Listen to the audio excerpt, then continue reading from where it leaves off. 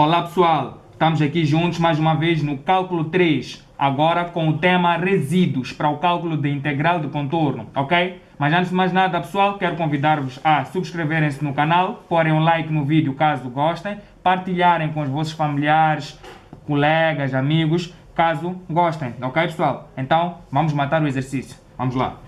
Então, temos aqui o seguinte enunciado. Calcule a integral, temos aqui a nossa integral de contorno, que é percorrida por um certo caminho. Ok, se formos a perceber, na aula anterior nós conseguimos calcular a integral de contorno por um certo método, ok? Agora nós vamos calcular a integral de contorno pelo método de resíduos, ok? Então, o método de resíduos é um pouco mais interessante no seu cálculo. Então, como é que nós vamos, neste caso, proceder? Vamos lá. Primeiro, antes de mais nada, nós temos que dizer o quê? Pela fórmula, temos que saber primeiro qual é a fórmula, neste caso, do cálculo de integral, neste caso de contorno, usando o método de resíduos. Então, pela fórmula de método de resíduos, o que é que diz a fórmula? A fórmula diz que esta integral aqui, ok? Uma certa integral, neste caso vou escrever uma certa integral de contorno. Se formos a ver, a nossa integral aqui está percorrida no sentido, neste caso, negativo, ou seja, sentido horário, ok? Então, sendo assim, o que é que nós teremos? A fórmula do método de resíduos diz que uma certa integral que é percorrida num certo caminho de uma certa função fz, d de z, ok? Ela é calculada como? É igual, neste caso, a 2πi vezes, respectivamente, a soma dos resíduos. Esta é a fórmula para calcularmos, neste caso, a integral do contorno. Então, diz que o quê? Que a integral, neste caso, essa integral de contorno, percorrida num certo caminho, de uma certa função fz, a nossa função fz é essa que está aqui. No nosso caso, nossa função fz, reparem que aqui é como se tivesse um 1, só que não precisamos de pôr. Então, a nossa função fz é uma função que está em função a z, que é toda esta, vezes dz, para o seu cálculo é igual a 2πi vezes a soma dos resíduos. Ok, Ronaldo, é a soma dos resíduos, mas como é que nós vamos achar os tais resíduos? Pois bem, pessoal, essa aqui é a parte já interessante. Mas, antes de chegarmos diretamente para o cálculo de resíduos, nós temos que passar por alguns passos importantes. Vamos lá, ora vejamos. Primeiro passo. Qual é o primeiro passo? O primeiro passo aqui é achar os polos. Nós temos que achar os polos. Mas como é que nós fazemos para achar os polos, pessoal? Temos que destacar duas coisas importantes. Primeiro, nós temos que saber qual é a nossa função fz. Temos que conhecer a nossa função fz. Temos que conhecer a nossa função g de z. E vamos saber quem são elas, claramente. Então, quem seria o gz? O gz seria, neste caso, a expressão que sempre fica no denominador da nossa integral. No caso, qual é a expressão que fica no denominador? É esta expressão que está aqui. Vou dar um exemplo mais claro. Vamos supor que tenhamos esta situação aqui. Temos esta integral e nós queremos, neste caso, tirar o fz e o gz. Como dissemos, o gz é a expressão que fica sempre no denominador. Ou seja, é essa expressão que está aqui embaixo. Logo, ele é o nosso gz. E o que seria o nosso fz? O nosso fz é a expressão total, ou seja, a expressão que fica em cima e embaixo. Ou seja, toda essa expressão que está aqui. Ou seja, em outras palavras, z ao quadrado sobre z menos 1 ao cubo vezes z. Não precisamos de pôr aquele dz que vem aqui. Nós só precisamos dessa expressão que está aqui dentro. Ok, pessoal? Então, voltando neste caso para o nosso exercício. Temos aqui, achar os polos. Gz é a função que fica aqui embaixo. Então, a função que fica aí embaixo é Euler elevado a z menos 1. E qual é a função que fica, e qual é fz? É a função total. Ou seja, 1, esta toda a expressão que está aqui, 1 sobre Euler elevado a z menos 1. Já disse, pessoal, não precisamos de pôr dz aqui no fz, ok? Dando continuidade, o que é que nós temos que saber já a partir daqui? Bom, temos que achar os polos. Mas como é que eu vou achar neste caso os polos? Bom, pessoal, para achar os polos tem uma dica. Nós sempre temos que pegar, neste caso, a função g de z e igualar a zero. Ou seja, para achar os polos nós temos que fazer g de z igual a zero, ok? Ou seja, isto quer dizer que teríamos neste caso Euler elevado a z menos 1 igual a zero. E temos que achar neste caso os valores de z. Como é que vamos achar? Passando menos 1 para lá, fica positivo. Teremos algo tipo o quê? Euler elevado a z igual a 1. Então, como é que eu posso resolver, neste caso, esta equação exponencial? Primeiro, pessoal, eu sei que por análise complexa, ok? O 1 eu posso representar como sendo... vou pôr aqui. Tenho aqui, vou pôr a representação do 1. Eu sei que 1 é o mesmo que eu ter, neste caso, Euler elevado a 2 2πik, ok pessoal? Esta representação é conhecida por todos nós. Desculpa, o Euler elevado neste caso a 2πik é igual respectivamente a 1. É a representação neste caso geral. Então, sendo assim, o que é que nós teríamos? Vamos lá. Tenho Euler elevado a z, vai ser igual respectivamente neste caso a 1. Então, a partir daqui, o que é que eu vou descobrir? Euler elevado a z vai ser igual. O que é 1? Eu disse que 1 é o mesmo que nós representamos Euler elevado a 2πik. Ok, pessoal?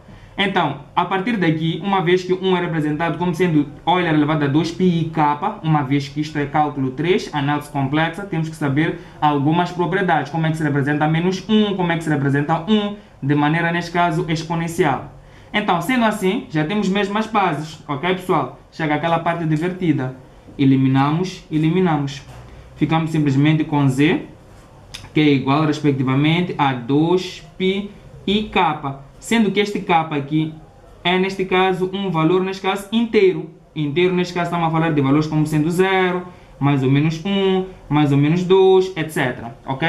Então, este é o nosso valor, neste caso, de z. Só que, aqui é uma particularidade muito interessante neste polo. Nós temos que, para achar o polo, temos que pegar g de z e igualar a 0. Então, pegamos g de z e igualamos a 0 e descobrimos que o 1 é o mesmo que nós escrevermos Euler elevado a 2πik. Ok? Achamos o valor de z. Só que este valor de z tem uma particularidade importante. Qual é, Ronaldo? É que este k aqui varia. Ele pode ser 0, pode ser menos 1, como pode ser 1, pode ser menos 2, como pode ser 2. Ou seja, tem várias soluções, infinitas soluções. Ou seja, vou pôr só algumas soluções aqui. Vamos lá. Se o k for igual a 0, se o k for igual a 0, nesta expressão aqui, é só pormos 0. Ficaremos, neste caso, com um certo z1, vou chamar de z1, que é igual, neste caso, a 2πi vezes 0. Isto aqui é igual a 0. Vamos lá supor se o nosso k for 1. Se o nosso k for 1, vamos ficar, neste caso, com um certo z2, que é igual, respectivamente, a 2πi vezes 1. Isto é igual, respectivamente, a 2πi. E vamos tentar, por exemplo, com k igual a 2. Vamos ficar com um certo z3, que é igual, respectivamente, a 2πi vezes 2. E isto é igual, respectivamente, a 4πi, pessoal, ok? Então, são várias as soluções que nós podemos pôr. Então, a pergunta que se faz é, qual é o polo certo que nós vamos utilizar? Porque nós temos que utilizar um certo polo, nós não podemos utilizar todos esses polos. Algum polo aqui tem que ser útil para nós. Então, Ronaldo, como é que eu vou descobrir qual é o polo útil? Esse é o nosso próximo passo. Achamos os polos, que são, neste caso, todos esses. Ok, agora temos que saber identificar qual é o polo, neste caso, correto. Qual será, neste caso, respectivamente, o polo correto? Para sabermos qual é o polo correto, o segredo é nós controlarmos o nosso contorno, o caminho. Ronaldo, controlar? O que é que tu estás a falar com controlar? Calma, pessoal. O que eu estou a tentar dizer é, nós temos que descobrir qual é o ponto, neste caso, dos polos que nós calculamos, quais são os polos interiores e quais são os polos exteriores, ok, pessoal? Esse é o segredo. Então, o polo interior é o polo que nós utilizaremos para calcular o resíduo. Porque nós, para calcularmos o resíduo de uma certa função, nós precisamos de um certo polo. E esse polo tem que ser um polo que é interior ao contorno. Ronaldo, muita teoria. Pessoal, calmem, vamos fazer isso com mais prática. Qual é a dica? Vamos para o segundo passo. Segundo passo. Vou por aqui, segundo passo. Segundo passo, nós temos que identificar, neste caso, qual é o nosso polo. Para tal, o que é que nós temos que fazer? Temos que, neste caso, desenhar esta figura. Ou podemos, neste caso, usar outra técnica que se fez na aula anterior. Que era o quê? Temos módulo de z, que é igual a 2. Então, nós vamos pegar o nosso z1, z2, z3. Ou seja, o z1 que não for, neste caso, maior que 2, então significa que ele está no interior. Ou seja, se for um valor que é menor ou igual a 2, então está no interior. Caso contrário, é ponto exterior. Vamos lá comprovar isso. Vou experimentar, por exemplo, com z1. Se eu substituir aqui, eu fico, neste caso, com módulo de 0, que é igual a 2. Ou seja, se nós formos a perceber, 0 é, neste caso, menor que 2. Significa que 0 é um ponto interior.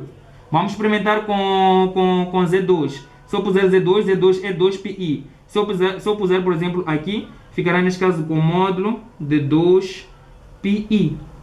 Como é que eu ia calcular, neste caso, o módulo de 2πi? O módulo de 2πi será, respectivamente, dado pela raiz quadrada, ok? Aqui, neste caso, de 0 ao quadrado, Não temos parte real aqui é zero, e parte imaginária aqui é simplesmente esse 2π, neste caso 2π ao quadrado. Ou seja, ficará respectivamente com raiz quadrada de, neste caso, 4π ao quadrado, ok? Ou seja, ia dar respectivamente 2π. Só que eu sei que 2π é maior que 2, certo? Então, se ele é maior que 2, então significa que ele aqui é um ponto exterior. O mesmo nós vamos experimentar com os outros, por exemplo, com 4πi. Se nós experimentarmos 4π e substituirmos aqui, nós vamos perceber que ele sempre será maior que 2. Então, se eles são pontos que são maiores que 2, significa que já são pontos exteriores. E nós só queremos o nosso ponto interior. Qual é o nosso ponto interior? Nosso ponto interior é este que está aqui. Ou seja, aqui na nossa primeira fase, é onde nós apanhamos o nosso ponto interior. Qual é o nosso ponto interior? Z1 igual a 0. Este aqui há de ser o nosso ponto interior. O resto dos pontos, 2πi, 4πi, não fazem parte do nosso contorno. Então, nós não vamos utilizar ele. É desnecessário. Agora, já descobrimos qual é o nosso ponto interior, correto? Então, como é que nós já vamos utilizar ou aplicar o nosso ponto interior, pessoal? É assim, aqui já vamos para a segunda, neste caso, o terceiro passo. O terceiro passo, vamos para o nosso ponto, vamos analisar. Terceiro passo. Terceiro passo, temos aqui. O que é que diz neste caso o terceiro passo? O terceiro passo fala sobre classificar o polo. Ok, pessoal? Nós temos que classificar o polo antes de utilizar a fórmula de resíduos. Temos que classificar o polo. Ronaldo, por que nós temos que achar o polo e ainda classificar o polo? É assim, se nós achamos o polo e classificamos o polo, nós saberemos como nós vamos utilizar a nossa fórmula de resíduo. Porque a nossa fórmula de resíduo diz que se um polo tem uma certa característica ou classificação, nós vamos ter que utilizar a fórmula de uma certa forma. Se o polo tem uma outra classificação ou uma certa classificação diferente, então a fórmula de resíduo também muda. Por isso que nós temos que saber o nosso polo, que tipo de polo é que está-se a tratar. Ok? Então, sem muitos blá blá blá, eu vou explicar. O polo que nós utilizamos é o polo interior, que nós apanhamos, certo? Que foi o polo, neste caso, Z1 igual a 0. Esse é o nosso polo, porque o nosso polo interior faz parte do nosso contorno. Então, como é que nós vamos classificar, neste caso, o polo? Para classificar o polo, o segredo é, primeiro utilizaremos a função g de z. Lembra-se, pessoal? A função g de z era a função que era dada, neste caso, pelo Euler elevado a z, neste caso, menos 1. Então, o segredo é, primeiro, qual é o nosso ponto interior? Nosso ponto interior é z igual a 0, z1 igual a 0.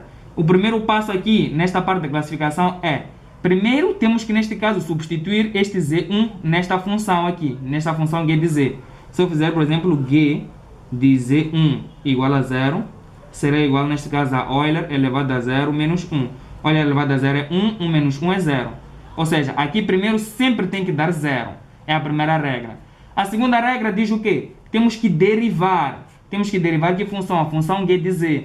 Derivamos ela e substituímos por este ponto. E ele só para se ele for diferente de 0.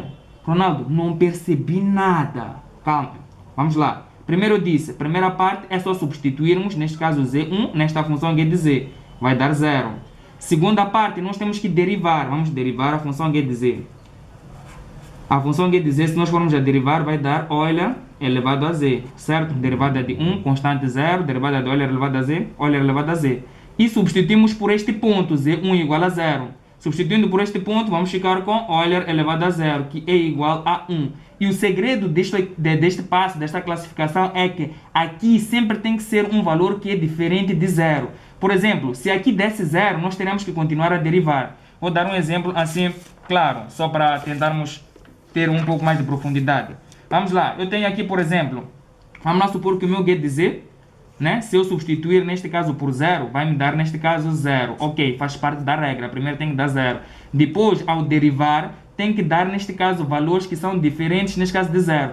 Vamos supor que eu derive, faça g derivada, neste caso de z, ok? E depois vai dar, por exemplo, um caso de Euler, por exemplo, elevado a... Vamos lá, temos aqui, vou pôr 1 menos 0. Desculpa, Euler menos z, por exemplo. Este é o resultado. E o nosso z aqui que está-se a falar é um z, por exemplo, que é igual a, por exemplo, 2, ok, pessoal? que é que nós vamos reparar? Se nosso z, por exemplo, é igual a 2 e nós substituirmos, o valor aqui sempre vai ser diferente de zero. Mas se eu pegar este z igual a 2 e aqui desse zero, então terá que continuar a derivar. Terá que fazer uma segunda derivada, terá que fazer uma terceira derivada, até os valores que eu for a substituir aqui derem diferente de zero. Se estiverem a dar zero, por exemplo, eu substituir, continuar a dar zero, fazer a segunda derivada, substituir, dá zero. Substitua a terceira derivada, continua a dar zero. Então eu tenho que derivar até dar diferente de zero. Se não der diferente de zero, cada vez mais que eu derivo, ele, neste caso, não temos como classificar, não podemos parar. Ele tem que ser diferente de zero. Se ele for diferente de zero, então nós paramos. E no nosso caso, o que que acontece? O que que nós temos? Nós temos g derivada, substituímos por este ponto z, olha elevado a z, substituímos por este ponto, deu 1. E 1 logo na primeira derivada é diferente de zero. Há casos em que nós vamos derivar, vamos substituir por zero e aqui vai dar zero. Logo, significa que temos que continuar a derivar. E o valor, ou a parte em que der diferente de zero, é aí onde nós terminamos. E aqui nós tivemos sorte, logo na primeira derivada ele é diferente de zero. Então, nós concluímos que o quê? Que a nossa, neste caso, o nosso polo como classificação, trata-se de polo. Quantas vezes nós derivamos? Nós derivamos só uma vez. Logo, a partir daqui ele já era diferente de zero. Então, se derivamos uma vez, trata-se de polo simples. Ou também podemos dizer polo da primeira ordem. Ok, pessoal? Vamos supor, por exemplo, neste exemplo aqui, eu tenho, por exemplo, esta derivada, ok? Tenho g derivada, né? Que deu, por exemplo, igual a zero.